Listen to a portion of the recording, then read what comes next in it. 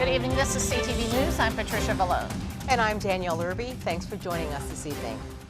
A 23-17 vote strictly along party lines has moved President Donald Trump one step closer to impeachment.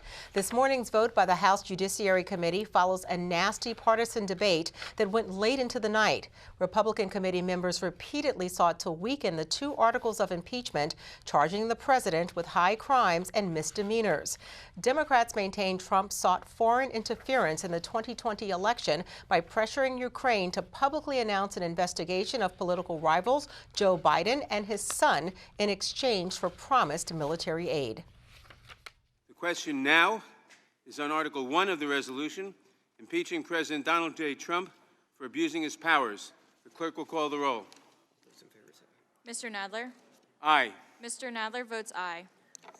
Ms. Lofgren? Aye. Ms. Lofgren votes aye. Ms. Jackson-Lee? Aye. Ms. Jackson-Lee votes aye. Today is a solemn and sad day. For the third time in a little over a century and a half, the House Judiciary Committee has voted articles of impeachment against the President for abuse of power and obstruction of Congress. The House will act expeditiously. Thank you. They predetermined they were going to do it, and they did it, come hell or high water. They had no proof, no evidence, no crime, but they went ahead anyway, and they're tearing the country apart, and they should be ashamed. Democratic lawmakers indicate the full House will vote on the articles of impeachment next week, with final approval expected on Wednesday, just ahead of the Christmas and New Year's recess. A recent Gallup poll indicates a record number of Americans believe our nation is divided.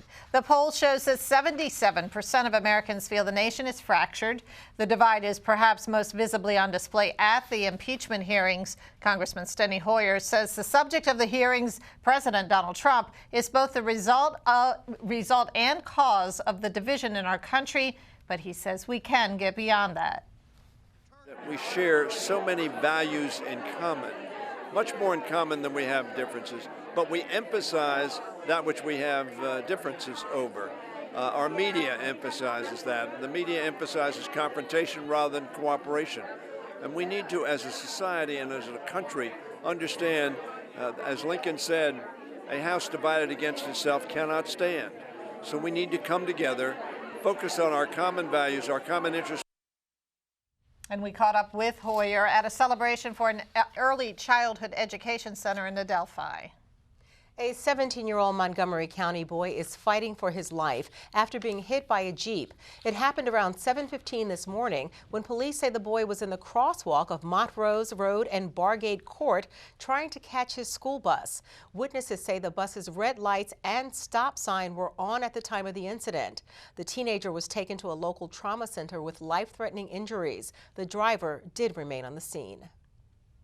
Meantime, police in Montgomery County continue to investigate the tragic death of a 9-year-old girl who was hit and killed by a school bus.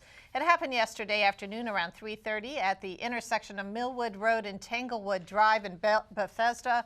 Investigators say the bus driver was making a right turn after unloading several students, including the 9-year-old, when she was hit. She was taken to a local hospital where she died.